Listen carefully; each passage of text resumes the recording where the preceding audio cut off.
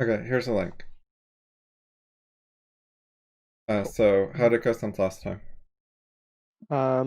So, well, I'm finding that I'm not able to do as much as I want to, typically. Is link in tutoring, by the way? Probably, yep. Yeah, Um, in that things are just taking longer than I anticipate. that's okay. Um, It takes time, and the more you work on stuff, it speeds up some. yep. So, I'm just, uh,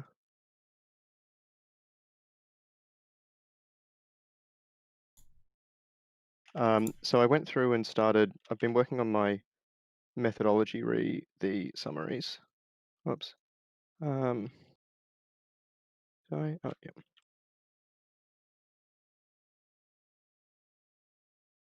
yeah. Okay. So, yeah, so there's a little bit of, also I've done some of the exercises for part 4 of the grammar thing, and then started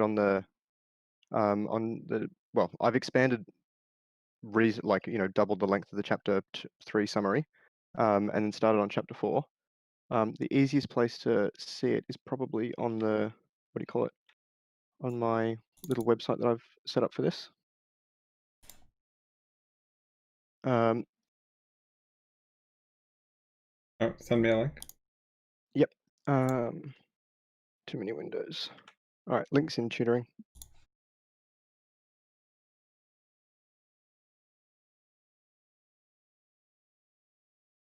So that's the link to chapter 2, 3, and start of 4.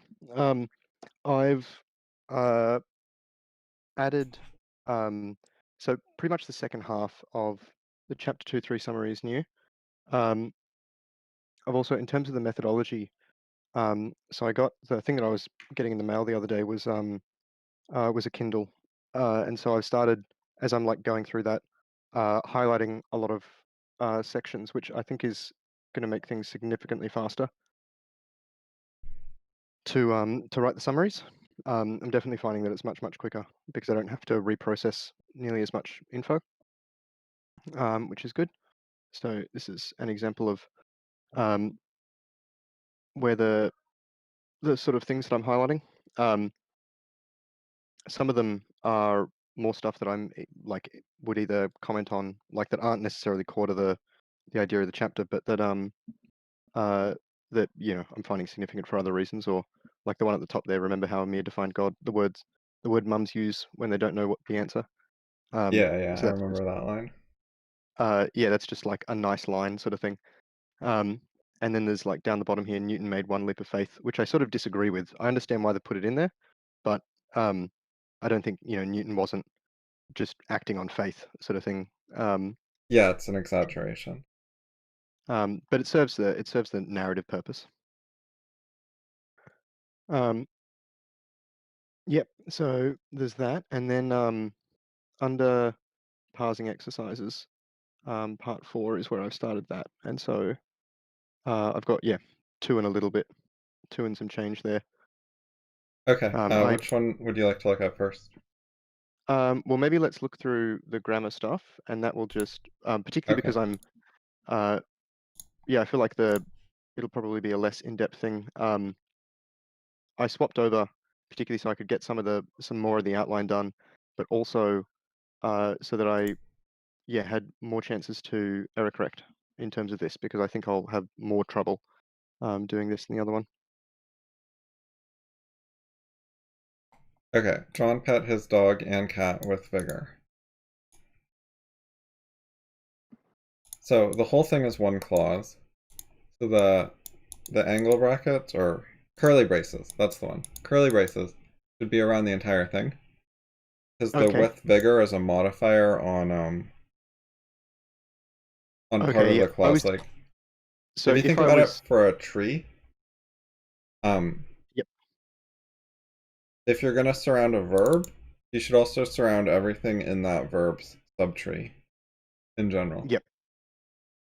The My reasoning for that was that there was sort of, or the way that I looked at it was, implicitly there was one big clause, but then a subclause is John pet his dog and cat. like that stands on its own, but so but I wasn't sure if like nesting clauses was really the uh, was a goal there. But it makes more sense when thinking about like exercise 3 has the because there as a conjunction, and so it's much more obvious Yeah, in the point terms of of clauses. separating clauses is to note which parts of the sentence have a subject and verb. Yep. So we're going for the largest, um, Yeah, the that's an largest clause. important unit. And then for smaller stuff, there's phrases. Yep. So yeah, his dog and cat, we have a nested phrase here. His applies to the group, so that's good.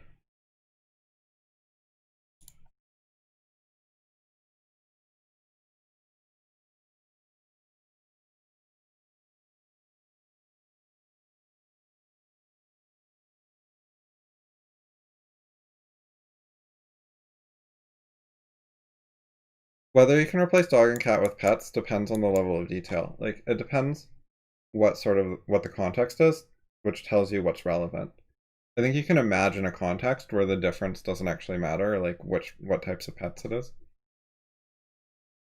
Yep. The idea there was just that the simplification sort of idea, um, uh,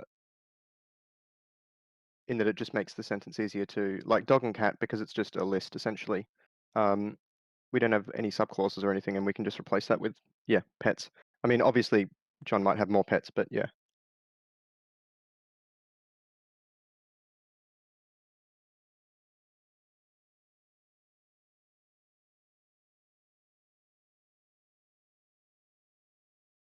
Whether it's a verb phrase depends on how you define verb phrases. The common meaning that's often used as a verb phrase is the verb plus its modifiers plus its object or complement and the modifiers for that. So basically everything except the subject. Oh, okay. Yep. So when I say not really because it doesn't take both the subject and object, um, uh, well, so is padded with vigor a verb phrase? Because that acts as a single verb, right? Sure. Yeah. Okay. Yep. So it's both. Yep. So yeah, everything but the subject is one meaning that you'll see a lot if you read grammar stuff. Um, However, there's also a different meaning, which I think I use sometimes because you need a word for it, which is just the verb plus its modifiers. So not including the subject or the object. Okay, and that's typically not a verb phrase. Well, I think it is used sometimes. I'm not sure. I think I use Okay. it Yeah. as because you need a term for the verb along with its modifiers, you know? Yeah. Okay. I agree with that. It sort of makes more sense to me to think of it like that. Um, Okay, seeing is not believing. Yeah, short one. All right, I like philosophy because it involves thinking. Yeah, so there's a point of controversy about whether the because goes in a clause or if it's like left out to dry between clauses. so it would be in the subordinate clause, right? Yes. So I have no objection to this. It's kind of the same issue as the tree. If you're using because as the root node with two clauses under it, then it makes sense to outline it this way because the because is not a child of either clause. I sort of well, I think in one of the examples, you don't include it. Where is it? Yeah, that sounds like what I would have done in an example. Yep. So John threw the ball after John ate lunch. After is Yeah, not included. that's because I'm focusing on the conjunction aspect, and when you view it as similar to the word and, I think it's reasonable to say that there are two clauses, and then the and like goes in between them instead of being part of one of them.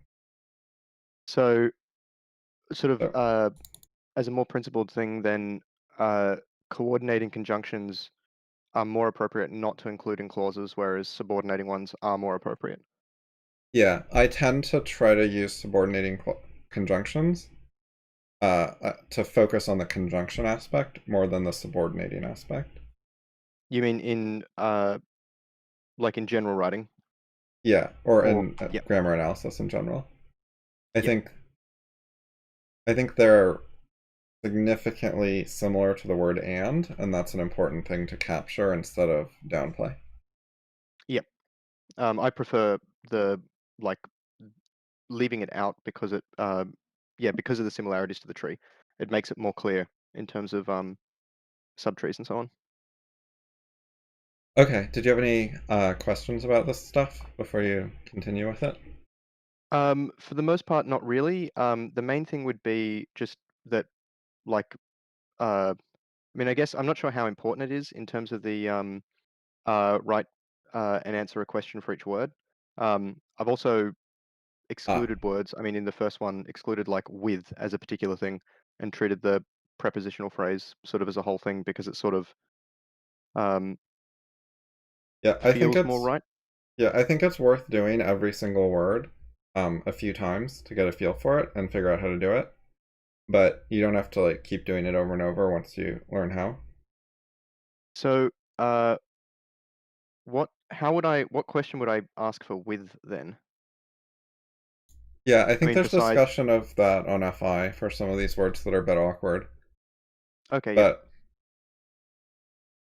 so one of the ways you can do it is how did he pat them with something? And then what was it with vigor? Yeah, I can see like a sort of a more Boolean question like uh, you know, was there more detail on the padding? And it's like yes, sort of thing. And Yes, it was the with with is something. yeah. Um, it just feels a bit awkward to write was all. But no, I'll do that for them until I make sure that I'm Yeah, not making it any helps mistakes. Yeah, separate the meaning of the words though, because the fact that he patted them with something is understandable and conveys meaning even without knowing what the something is. And yep, then telling you what the something is conveys some different meaning. So each word has a separate role. yep. So yeah, was it modified? And like yes, with, and then what was that with vigor? That makes more Yeah, sense. Similar for dog and cat is sort of asking a what was the first thing in the list? Sort of, yeah, feels like a bit superfluous. yeah. Once you get the hang of it, it's not necessary in general to break up some of these things. But I think it's good to hammer in a bit that every individual word has some sort of independent, autonomous, decoupled meaning to it. Yep. Um, yeah.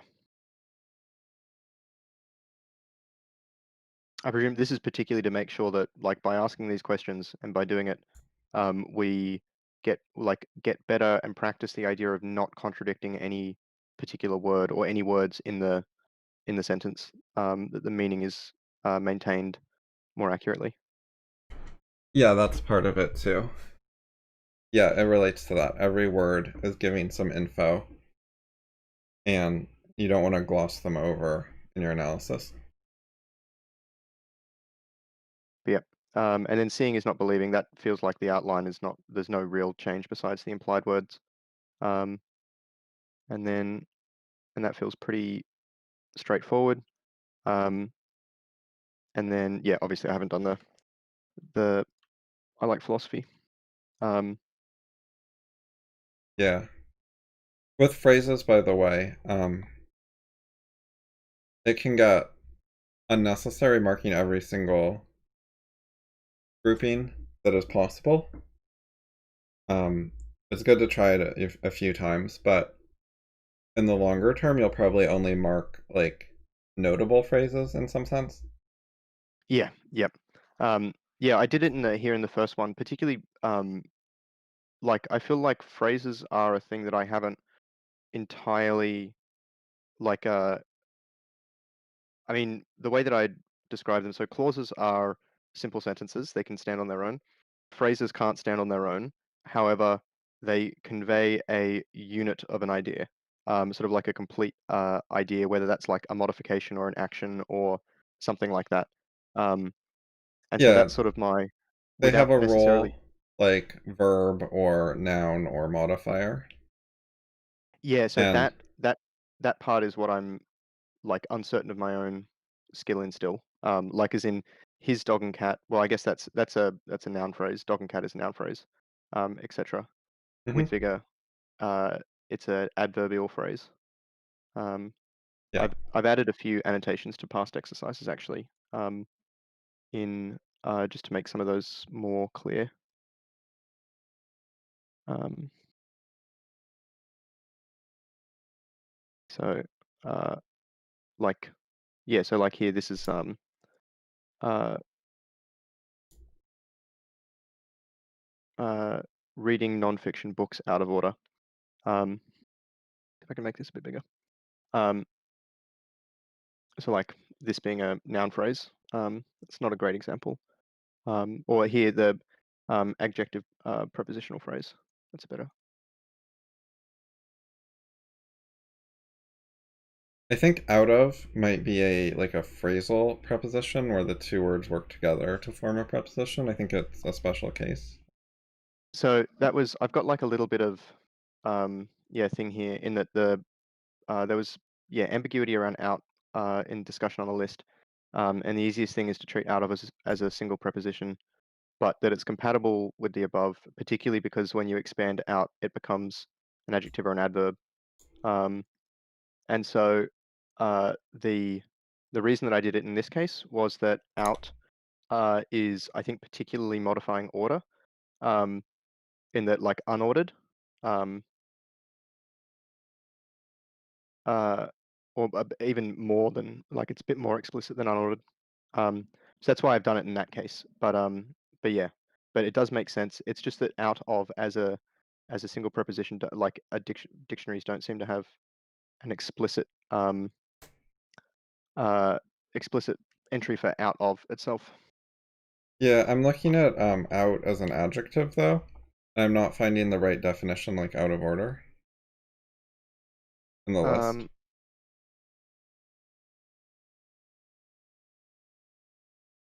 yeah, okay. I wonder.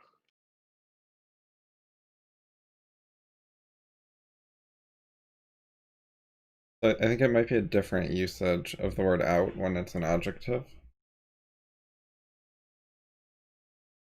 Yeah, that's true. I guess, I mean, it does have out as here, preposition, non-stranded contraction of out of.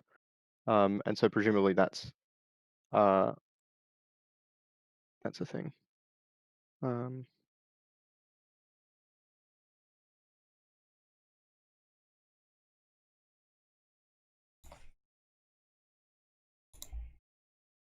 But here's out of. okay. Yeah, this Um, dictionary has it. that's New Oxford, right? Yep, it's under out and then phrases. Okay. Um, I wonder if Google. Oh, It just shows up. oh, maybe, yeah. It's so it is like Google does include a thing for it. It just doesn't tell you what it is. Maybe that was why I didn't do it. But yeah, no, it does make. I agree that it makes more sense as a single preposition. Um, Okay. Yeah, it's not a huge deal. There's a lot of quirks with just specific words. And this kind of thing is pretty separate from the principles of how the words fit together. It's yes, yeah, just getting used to all the ways people talk. yeah. I did manage, by the way, to figure out how to enforce order on all of these diagrams. So you can see like um, this one down here Hmm. um, is now in the right order, but that's because I've got like a slightly hacked version or a patched version of thing, and this is what it actually sort of looks like. There's all of these subgroups for every tree that enforces it. So, but yeah, it means that I've got good graphs now. Okay. Um, cool. So the choice outline. Um, so one thing that I wanted to start doing is that I was realizing more and more, just as I was uh, reading the choice, there's like a lot of parallels to ideas in BOI. Um, not necessarily like spelled out or explained nearly as well, but that are, underlying um, a lot of things there. And so I've started to like list particular things that I spot there that Yeah, relate to it. that's what I found is that for a lot of good ideas, there's a way you can talk about them from a critical rationalist perspective, an objectivist perspective, or a TOC perspective. Those three are all powerful enough that usually they have the tools to deal with something important and do rational thinking about it. Yeah. And that gives them a Partic lot of overlap if they're gonna all have that ability.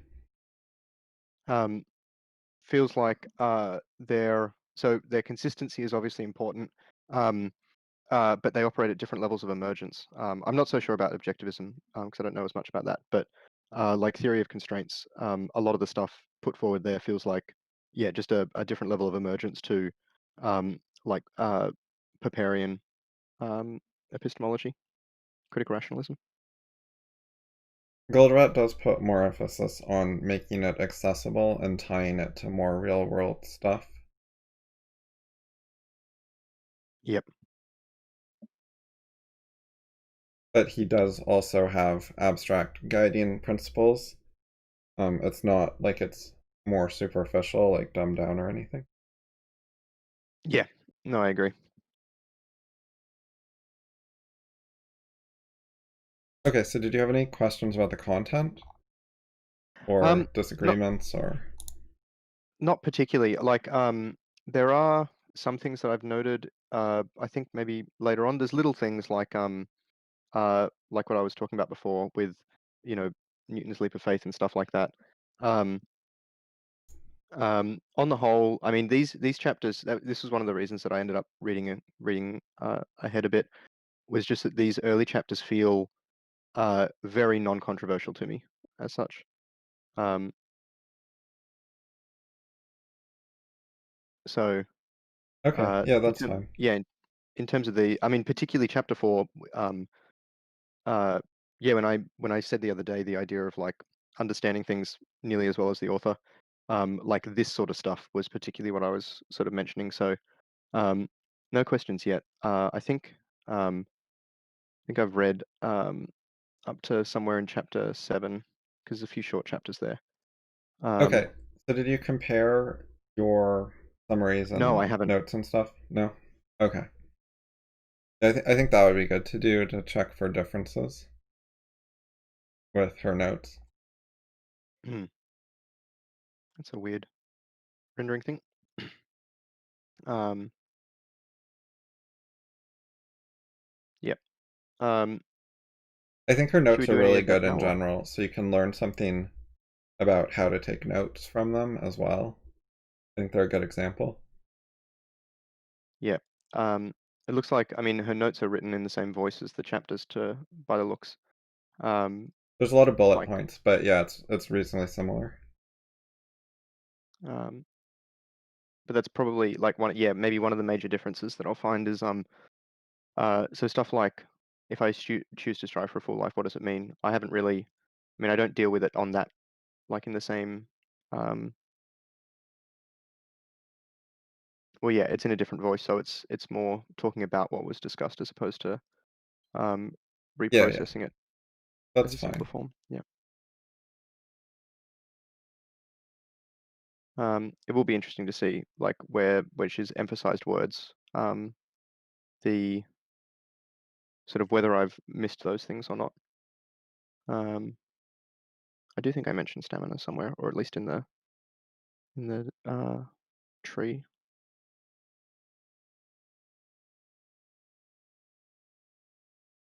But yeah, so I was sort of I mean one of the big consequences I found just going through after so it was this morning that I started taking or started highlighting the various sort of things there.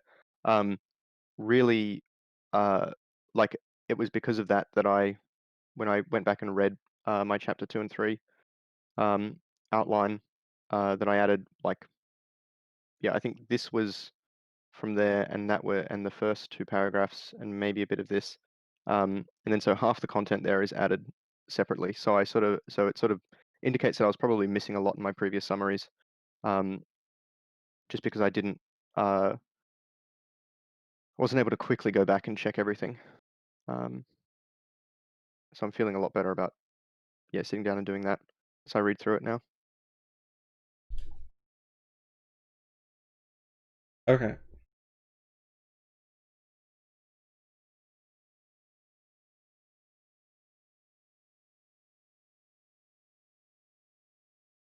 So do you think you're getting more out of the book from rereading stuff and doing outlining and summary? Yeah, the rereading, I sort of feel like, like rereading it like a chapter casually. So yeah, if I listen to it, um, or read through it the first time, I sort of try and, well, I don't really take notes or anything. I just sort of consume it. Um, Rereading it a second time casually, which I've done for some of these chapters, I feel like is far less valuable, and that I should just start highlighting stuff then, and then I can come through for a third reading and actually focus on the particular elements as I'm trying to process it. Um, but it's definitely like I am seeing things that I miss, so it is worthwhile rereading it. Um, Maybe not that I have missed in the sort of overall understanding, the sort of osmosis type understanding that you get from reading stuff. But it's definitely stuff that if I was taking notes, well, yeah, I mean, this is the evidence of that. Um, that I, added 4 extra paragraphs. Um, Right. so yeah. Do you think this is a process you would use with other books in the future, like a lot of books, or is it too burdensome or slow, like extra work? The uh, so in terms of like what I've done for chapter 3 and I'm halfway through for chapter 4, I don't have an opinion on that yet. In terms of what I did for chapter 1, I think that is too burdensome. In terms of going through in, far more detail and um, getting making the outlines, because the outlines are like quite detailed um, in the graph. And that takes like it took me a good 40, 50 minutes, um, which is probably double the time that it'd take me for sitting down and just doing it the way I'm doing it for chapter 4. Right. But did you find that Um, useful? I feel like probably more useful for idea trees than for understanding the chapter. It sort of feels a bit gratuitous at that point for a lot of this Yeah. sort of thing. So, You might get more value from that on like a David Deutsch chapter than this particular chapter that was a bit easier. yeah. Um, and I mean, it might be it's something that if I went through and constructed an outline as I'm doing for chapter 4, and there was anything that wasn't clear, then creating an idea tree about the particular stuff that either isn't clear or, I mean, maybe the whole chapter, that would be like, I feel like it's a good tool for a more focused um, sort of, yeah, learning and summarizing and understanding. So, but Yeah. it's definitely a thing that I want to do like more in future, in that I'm, yeah, noticing that it's helpful. Um, Yeah. In the long I run, it's good to be able to do it at different levels of detail and to have control over that so you can make choices about how much detail a particular text merits. Yep. Um, I'm not sure. So one thing that um, it's been sort of a consistent theme in that, like, I've talked to a few people who I've um, given a copy or, convinced them to buy a copy of Beginning of Infinity, and I read that different. I think I read that differently to every other book that I've ever read. Um, in that there were some pages where I'd spend like 20 minutes sort of thing or 30 minutes, like just reading and rereading the page, or that section. And a lot of other people didn't seem to. Um, they Yeah. read it more like a typical book, which has, like in talking to them about it later, even sections that, you know, I read 5 years ago that I haven't reread since then. I still remember more than they do having read it, like a month ago. So that is like I'm sort of thinking about. I mean, I have gone back and reread certain chapters It's multiple times. it's good that you slowed down for BOI because it's way too hard of a book for most people's skills. And when I say most people, I mean like somewhat intellectual types who actually read books and that kind of thing, let alone the actual average. Yeah. Um, I think it was actually sort of really. I mean, for me at least, it was really good that it was so dense as a book because I like The Choice is a book that I could pick up. I mean, similar to The Goal. Like I picked that up and read it, but I didn't. There was a few bits that I maybe went back and read twice type thing. But because it was easier to digest, it sort of gave me a false sense of security maybe on understanding it. Um, I did try and play with the ideas, but there were multiple things that I realized that I didn't understand very well trying to play with them, and either had to go back or, didn't get very far in my experimentation. Um, uh, yeah, whereas it was like impossible for me to do that with BOI because it doesn't give you like it's hard to have a false sense of security about it, because it's so obvious how dense it is. So I think that sort of worked well for me at the time. Um, if I didn't do that, I doubt that I would have treated it as significantly as I have. Yeah, DD does about one book worth of material per chapter compared to a more typical book, I think. Yeah, And the chapters are semi-separate, so each one you're dealing with a new thing again. yeah. I think particularly after like the fourth chapter, um, you can almost read them in any order at that point. There's a few interdependencies, um, Yeah. but it becomes far like the tree explodes by comparison to the first four are fairly linear in setting things up, but I think they're necessary. They're the drier ones, is the way I sort of think about them. Once you get through that, I think the spark was where it really started to grab me, and I couldn't put it down after that.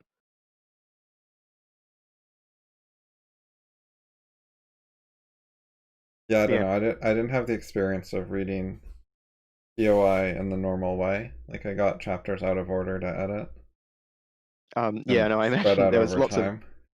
reading and rereading and editing and discussion and whatever else. Yeah, cool. Um, so, oh, one thing we were going to do was, I remember us talking about at the end of last thing, was looking at some of the stuff that I'd written in the past. Okay, sure.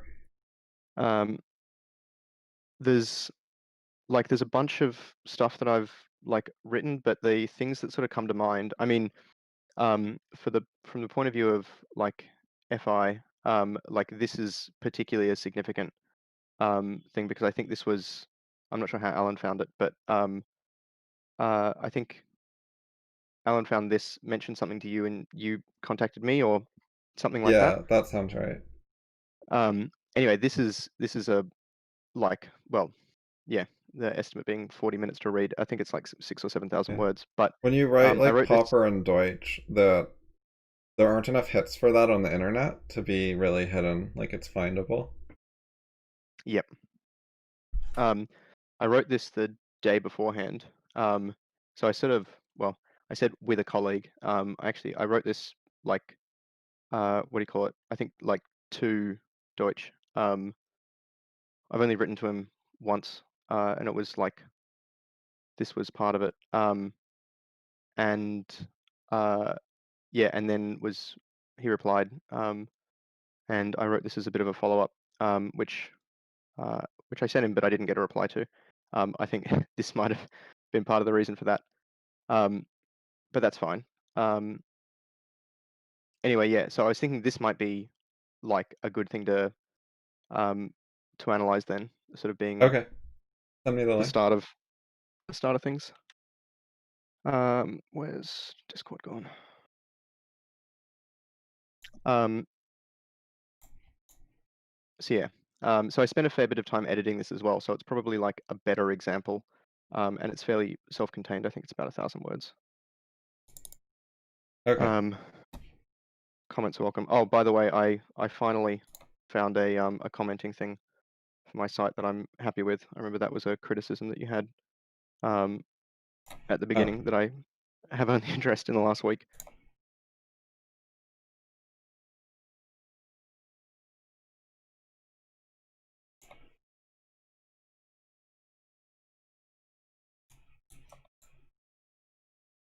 So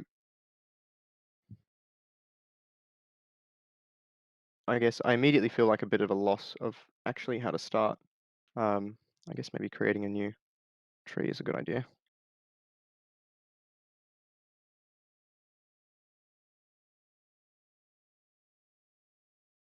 Yeah, I'm immediately noticing some issues. Like, I'll make a tree, I think. Um,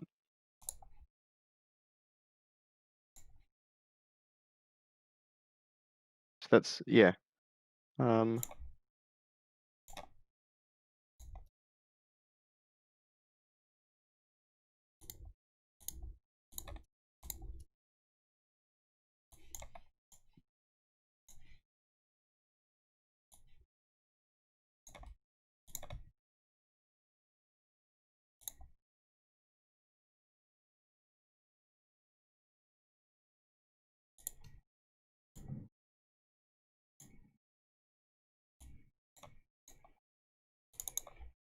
Okay, so looking at the connection here.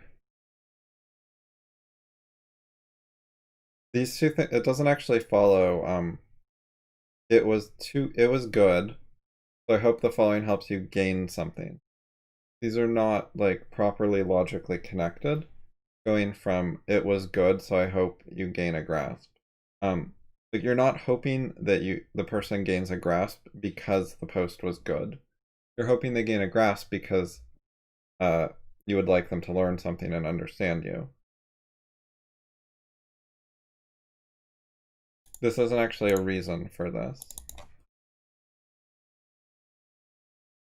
Yep. Um, Is that clear? Non sequiturs tend to be a bit hard to talk about. yeah, no, I do get it. I mean, particularly now, like, so is a subordinating conjunction. This is not a subordinate clause to this. I mean, it makes more sense just to have a separate sentence. It was good. Stop. I hope it helps you. Yeah, as Stop. two separate thoughts. They're both okay. They're both topical. They're both relevant to what you're talking about in the introduction. They just aren't connected in the way that the text presents.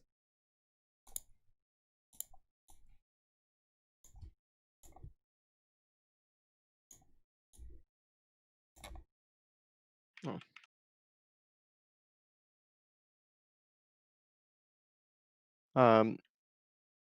So I'm thinking, by the way, I'm just gonna, well, I've just got a thing here in my tree called problems. Not quite sure how to organize it, but I guess that'll fall out anyway. We can just start.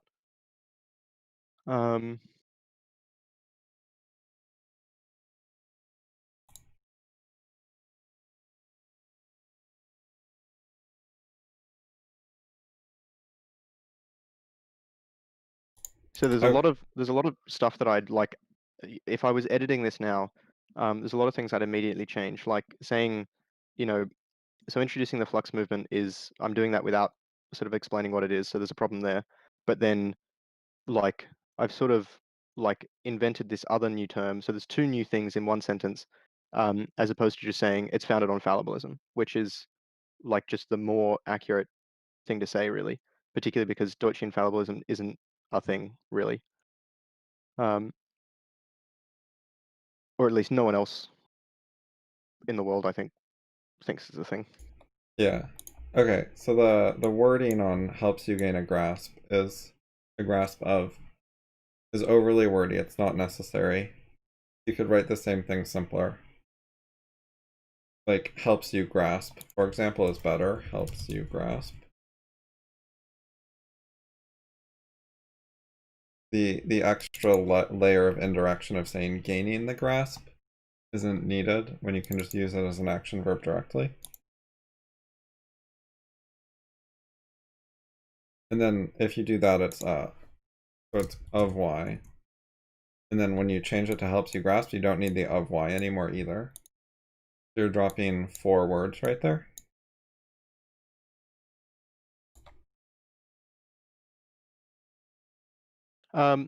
I said, so the following helps you grasp why. So it's just, is it just the of that we drop? Oh, the y is needed The, for the exist. Yeah, you're right. yeah, So we just dropped 3 words. yep. But it's definitely clearer and simpler. Yeah, although you could probably drop the y and the exist and just say we're trying to grasp these things. That was another issue Yep. is you're bringing up Flux and IBDD for the first time in a sentence that isn't introducing them. Like, first the sentence is talking about the post being good to post. And then second, it's talking about helping you understand. And then it introduces the actual topic of the post. So it's saying, I hope it helps you understand X when you haven't introduced X previously. So that's Yeah. an awkward place to introduce it. Like you bring up why Flux exists before what Flux is, or that the post is about Flux, or whatever. Yep. And similarly, you're bringing up their founding philosophy before people care what their founding philosophy is. The other thing is in terms of like, it makes less sense in terms of, I hope it helps you grasp these two things and their founding philosophy. The founding philosophy, I mean, I don't know if I actually really explain that much in here. Like it could be the case that this is actually totally irrelevant. Oh, it doesn't fit.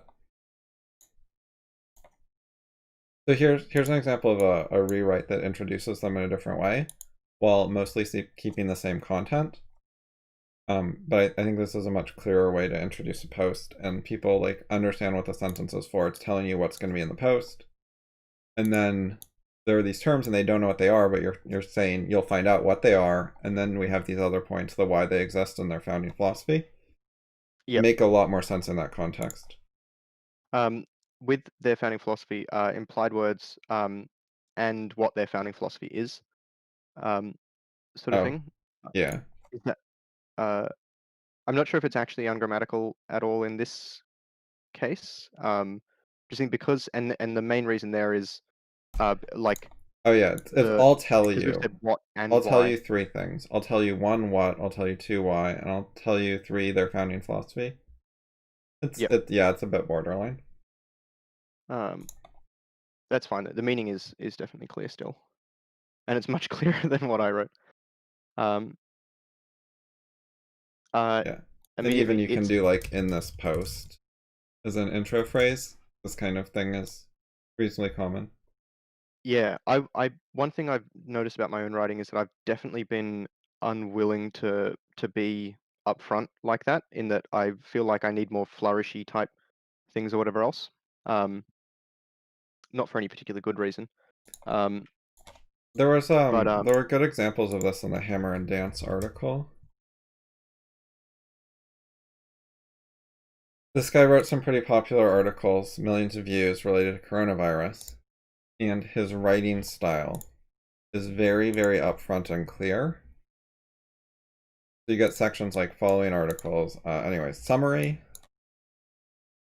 and then here's what we're going to cover today with lots of charts, data, and models and sources. And then he has like a list.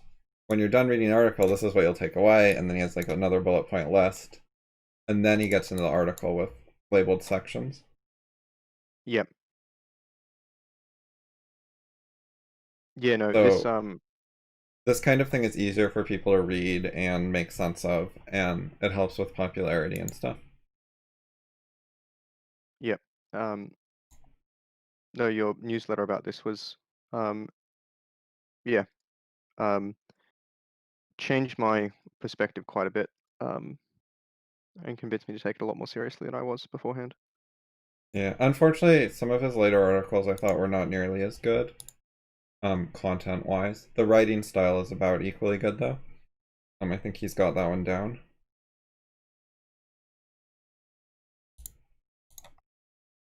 Okay, so paragraph 2.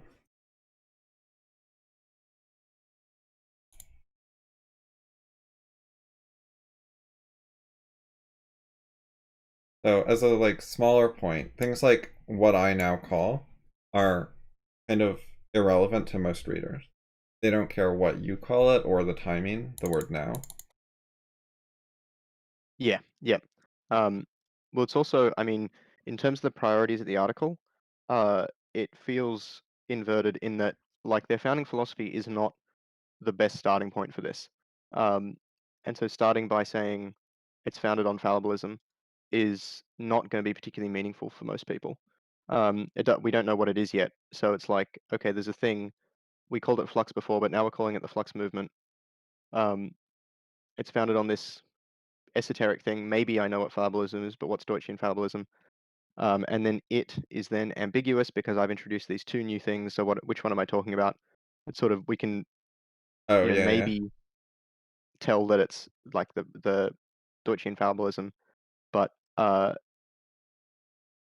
mean we've got to, like, read forward and then retcon that um, based on what we read. Not to mention then following it up with the second clause here um, is awkward at best. Uh, Yeah, those should not be in the same sentence. Saying something's an evolution and then saying his book is great at explaining. yeah. This in No, one it would make light thing is also very awkward. And also, usually when you say this, you say like in one light or from one perspective it's X, and then in another light or from another perspective it's Y.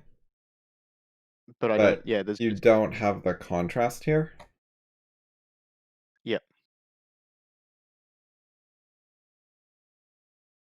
I don't know if that comes Okay. up later, but if this kind of thing should have a contrast like immediately in general.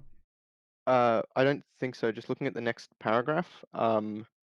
I mean, well, I say in the third paragraph or the fourth paragraph, like the book also discusses myriad other topics such as morality, uh, Dawkinsian memes, aesthetics, AI, democracy, and many Yeah, others. that's Um, not adequate. When you say in one light, it's implicitly a promise to the reader that they're supposed to keep this in their mind and there's going to be a payoff later when there's a callback to it, usually quite soon. And that is not enough of a payoff to like keep your promise. That's a way of thinking about writing that's used more by novelists, where they make promises early in the book, like in the introduction, about what kind of story to expect and like what kind of plot payoffs you might get at the end. And so novelists are supposed to think carefully about what promises they're making, because you want to make some promises so the reader has a reason to keep reading. Um, yeah, yeah. but you don't want to overpromise. You have to actually deliver on it. So you can Um, use that mindset with nonfiction as well. when you say it's not like this is not sufficient to keep the promise, um, Uh-huh. you mean that it's like I presume you're not talking about the fact that it's like a paragraph further down the page, um, but that this is like just not a sufficient payoff in general to say that like these things are well, I mean, from our point of view, definitely connected to epistemology, but even for other people, Yeah, it's a it's not like the book combination is of also a factors. fantastic novel. It's not important enough to need a setup and then a payoff. Like you can just Yeah, say the book also discusses without any sort of special introduction. It's also a yep. bit too far away, and it doesn't specifically have a callback on the wording in one light, which makes the connection like too amorphous, which would be fine with The other normal wording, but because you used like really specific wording, it's a problem. Yeah, I also think it's implying too much in terms of it's not like the book takes on entirely different meanings when you look at it from a point of view of aesthetics, for example, from epistemology. It's like these are separate things in the book. Well, not, they're consistent and Yeah, connected, but they're um yeah, it's not like two different shadows of the same thing. Um, it's just two different elements of the same thing.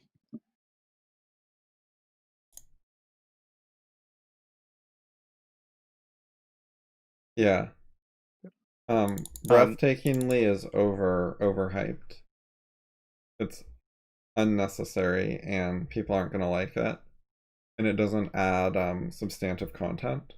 I'm a lot more in favor of saying things people aren't going to like when it's important, but like using especially strong praise here is not particularly important.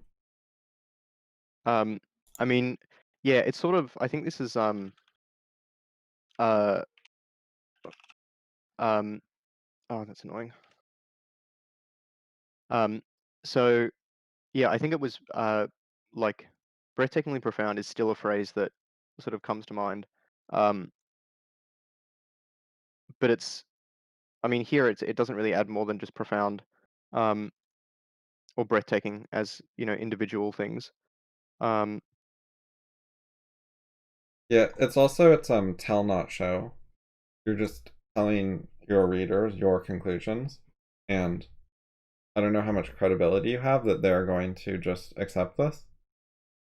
yeah, Like and you're that's not known as a book reviewer, for example. the credibility thing. Um, I mean, I remember like one example from FI was I discussed I think it was very early 2019. Um, I posted about a talk that I gave, and I mentioned either at the beginning or the end. I think it was the end. Um, I mentioned BOI and said uh, like in the talk unequivocally that um, that it was the best book ever written or something to that effect. And one of the responses was, uh, I think from Anon, was yeah, that who are you to say that essentially? And I reacted like really badly um, to that comment, but it's sort of stuck with me since. And the idea of like yeah, um, just that it doesn't. I don't know. Yeah, just that I feel far less likely to do that sort of stuff now. I guess is not putting into words very well, but yeah, but it stuck with me definitely. Yeah. For what it's worth, I don't think it's the best book. Just, Um, fairly high up there. I did read the other like well less than a week ago. I think on fallibleideas.com the reading list says that Atlas Shrugged is the best book ever written. Yeah, that's my opinion. Um, which I do want to talk to you about at some point, but I'm not at the at anywhere close enough to do that yet. I think. Um, and I should probably read it beforehand because it's a bit pointless otherwise. Yeah. So one thing I was thinking was rewriting this in terms of like now what I actually sort of say. I'm not sure if that's the best sort of way to spend time. Well, I guess not that we've got a whole lot of time um, left, but uh, yeah. Oh, other Um, thing about this eh, paragraph, I wanted to ask, was the Flux movement created after you read BOI? uh, yes. So really, like, so there was an idea that I had like in late 2013, um, which became this thing called the neutral voting block. And basically, it was a way to try and take advantage of a particular voting system in Australia to introduce like a layer on top of Parliament that would be like more flexible and more powerful. Um, or particularly on the upper house where we have sort of proportional representation. Um, it's sort of a mix of single candidate electorates and PR. Um, anyway, that evolved over the next, or I was playing with that idea and I was thinking like uh, mid 2014 or something. So I bought BOI before that, but then like just had false starts reading it twice. Um, was thinking about starting a political party in 2014, but didn't have the motivational things. It was predominantly March 2015 when I read BOI, and by the end of April I'd like started. So BOI was like instrumental in like my motivation to do it and sort of the belief that it was like a good thing to do in an objective sense. Um, so it's sort of it's become like it continued to evolve more and more after that. Particularly the early system was very much just a trying to take advantage of this quirk of voting, um, and it I like partially because of some changes to our voting laws, which meant that it wouldn't work for federal parliament. Um, I was thinking about like what the system or like I guess the essence of the system and realized that there was like a deeper essence of it, and that what I'd first thought as a good idea was basically a poor implementation of that essence. And so then there was like more sort of like feedback loops around that. And a lot of that centered around free market thinking, and how you could apply that to ideas in a democracy instead of like going down a will of the people style approach. Um, so BOI was like instrumental in like my motivation to start it, but then also in the evolution and the focus of the evolution, like what I focused on in terms of the design iterations, um, and in realizing more about the purpose of what it could achieve, which was also not as well realized in the first part. So it's been like really important for it, but in many ways. So it's not that there is one sort of thing coming out of that. If that makes sense. Yeah. Um, but yeah, okay. Well, we're close to the end, so I don't think we'll get much more done of this. But what I'm thinking that I would like to, as an exercise for myself, after I get through the actual stuff that I've got on my to-do list, uh, yeah, rewriting this as, or at least, yeah, mostly as a comparison. I feel like in terms of it's profoundly unclear in many ways, um, which I'm sort of surprised in that, yeah, one's memory does not do justice. But that's a bit further down the line. Oh, this paragraph's all one sentence. Is that the next one? Oh yeah, wow. Is there? Yeah, no stops. That's another problem that I mean, in terms of over the past few years, thinking about writing simply, was I've put a lot more effort into, which I didn't know at this point, but put a lot more effort into if I have long run-on sentences like that, figuring out where to actually. I mean, it's easy in that there's conjunctions and stuff that you can break it up by. Parenthetical. I'm really bad with parenthetical statements. Um, like if we take out these, that's like 2 lines taken out of this, and it's a much more manageable sentence, even if it is one sentence still at that length. But yeah, it's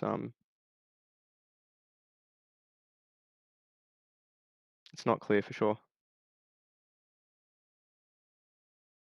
Yeah, it also says the thesis and then it lists 3 things, which is pretty awkward.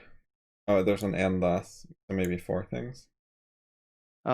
It's also misrepresenting like the book in that the um, I don't know if I could really come up with a sentence for the thesis, but there's a lot more in it than just this. This is Yeah. like the essence of various chapters at best.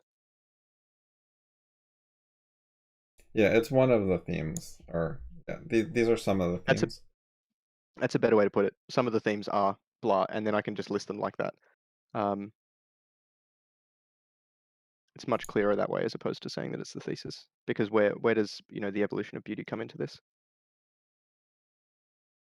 Okay,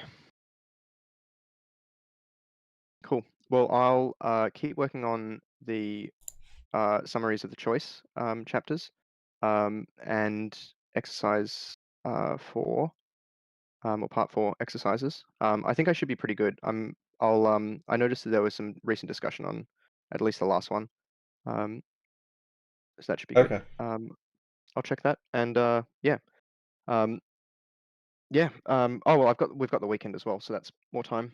So I'll get that done, and see you next week. Okay, bye.